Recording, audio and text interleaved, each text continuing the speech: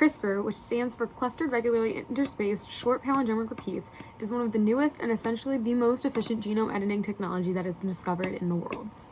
There have been several types of this technology that has been developed, but the main one involves Cas9, which is the CRISPR-associated protein 9. CRISPR-Cas9 is a gene editing technology that has been taking the world by storm. There are a lot of different stances on the subject, but the main thing is, it's really new, and there's still a lot of research being done. The basis of CRISPR-Cas9 is that it is a naturally occurring process which is found in bacteria. So, it's really just scientists found a way to enter into this system and hack it so that they can do whatever they want. They can edit typos basically in the gene and do whatever they need to in order to change what that gene is, or just change a bunch of them at once. So in the natural world, CRISPR-Cas9 involves a protein, which is the Cas9 protein enzyme, and a guide RNA sequence, which is in the Cas9 enzyme. This will enter into a cell and use the RNA that is in the Cas9 protein enzyme to line up with the DNA wherever it may be and snip the DNA.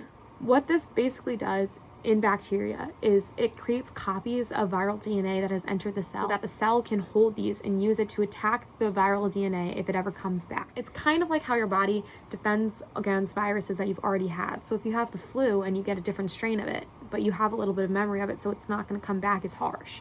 So what scientists do is they recreate the RNA sequence that they want that matches up to the DNA sequence, put it in the Cas9 protein enzyme, and then send it into the cell so that it can do its magic. Scientists have even found a way to attach another strand of guide DNA in order to make the cell use the repair process that lines up best with what they want the cell to do. So instead of allowing the cell to do whatever it may need to do in order to repair that DNA after it's been cut, they're able to use extra sequences in that Cas9 protein to make the cell do and perform what it wants it to. With current research, there are still a lot of things that scientists don't know. Long-term implications are still not really known. The good news about CRISPR-Cas9 is that it may have the ability to cure different diseases, with everything from sickle cell disease to heart disease or cancer. A lot of these are still in development and a lot of research is still being done, but some things are looking promising. Now, CRISPR-Cas9 may seem a little bit fake or like a dream because it's literally going into a cell and changing what was naturally there, but it's real. There are a lot of positive things that could come from it, but there are some negatives that people are starting to recognize. There's been a lot of heated debate over whether it's ethical or not, and there's been a lot of new questions and controversial opinions about what CRISPR-Cas9 can do.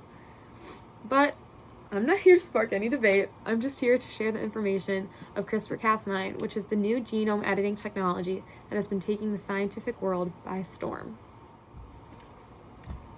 Oh!